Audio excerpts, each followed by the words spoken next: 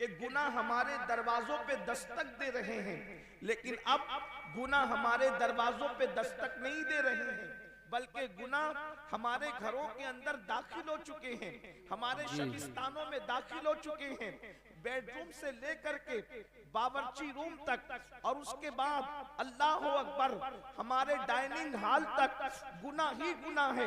Bedroom में जाओ तो वहां गुनाह, खाना पक रहा है तो वहां गुनाह, खाना खाया जा रहा है तो वहां गुनाह, शादियों की महफिल है तो वहां गुनाह, हत्ता के मैयतों में भी लोग गुनाहों से महफूज नहीं, मस्जिदों में भी लोग गुनाहों से महफूज नहीं। और अच्छी तरह याद रखना, जहां गुनाह है वहां फना है। अल्लाह अकबर, आबादियां वीरानों में यूं ही तब्दील नहीं होती, बल्कि जब इंसान गुनाह करता है तो गुनाह की नहूसत से आबादियां वीरानियों में तब्दील हो जाया करती है।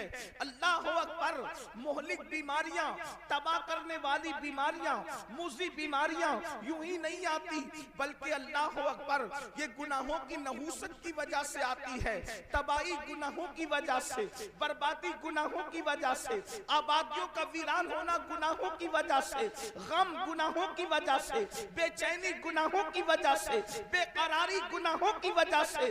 गुनाह इंसान को तबाह करते हैं, गुनाह इंसान को बर्बाद करते हैं, गुनाह इंसान का चैन छीनते हैं, गुनाह इंसान का सुकून छीनते हैं। अल्लाह अकबर, गुनाहों की वजह से इंसान तंगदस्ती का शिकार होता है। मगर आइए, गुनाह से इंसान को कैसे बचाया जाए, गुनाह से बचाने का नुस्खा क्या है?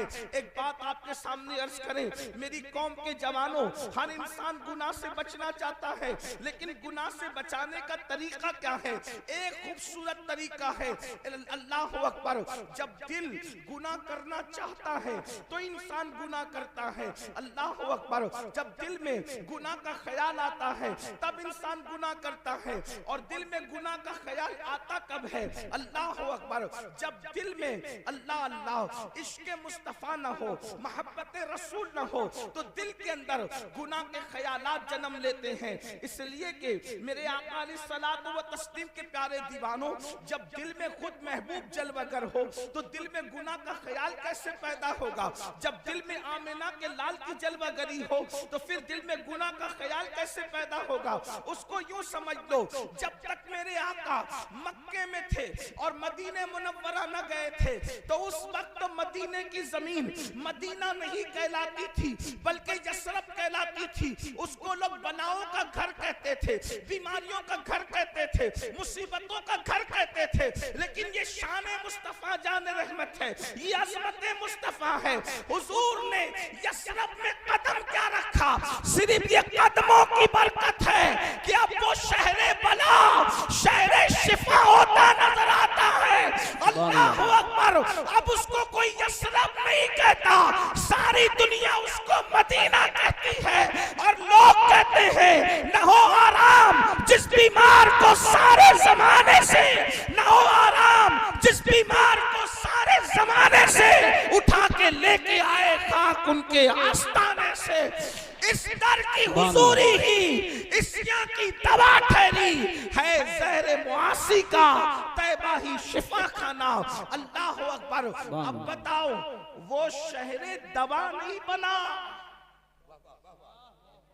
हुजूर के कदम रखने से वो शहरे दवा नहीं बना, शहरे शिफा बना। बेशक।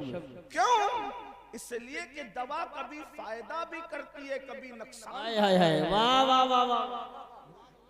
दवा कभी फायदा भी करती है, कभी नुकसान भी करती। इसीलिए तो आप कहते हैं कि दवा का रिएक्शन हो गया, तो दवाओं का रिएक्शन होता है, शिफा कभी रिएक्शन नहीं करती, शिफा तो हमेशा एक्शन ही करती है। तो अल्लाह के नबी के कदमों की बरकत से वो शहर शहरे दवा नहीं बल्कि शहरे शिफा बन गया। दवा के अंदर शिफा मिलेगी या नहीं इम्कान है, लेकिन जहां शिफा हो वहां फायदा ही फायदा है। तो जिसमें हुजूर कदम रखते वो शहरे शिफा हो जाता है। तो जिस दिल में कदम रखते उसमें गुनाह का तसव्वुर कैसा, उसमें का तसव्वुर कैसा, उसमें पाप का तसव्वुर कैसा। इसीलिए उम्मत के मुस्लिहीन ने सबसे बड़ी मेहनत इस बात पे की है कि लोगों के दिलों में इश्क रसूल पैदा किया जाए, लोगों के दिलों में मोहब्बत रसूल पैदा किया जाए। और ये मोहब्बत रसूल नारे वाला नहीं सिर्फ, ये मोहब्बत रसूल रस्म वाला नहीं सिर्फ, बल्कि हकीकत में लोगों के दिल में मोहब्बत पैदा की जाए। अब याद रखें, मोहब्बत और इश्क पैदा करने के लिए अल्लाह अकबर हम थोपते नहीं हैं। पहली बात याद रखना, ऐ मेरी कौम के जवानों, हम हुजूर की मोहब्बत को थोपते नहीं हैं, बल्कि वल्लाह तल्लाह बिल्लाह हुजूर है ही ऐसे जो हुजूर को सुन लेता है, जो हुजूर को सुन लेता है, जो हुजूर को देख लेता है, वो हुजूर से इश्क करने पे मजबूर हो जाता है। अल्लाह की कायनात में इतनी अजीम हस्ती कभी पैदा नहीं हुई, किसी जमाने में पैदा नहीं हुई। अल्लाह अकबर, दुनिया में लोग बहुत आए, जमाने में लोग बहुत आए, मगर अल्लाह अकबर मेरे नबी जैसा दुनिया में कोई आया भी नहीं और आ भी नहीं सकता।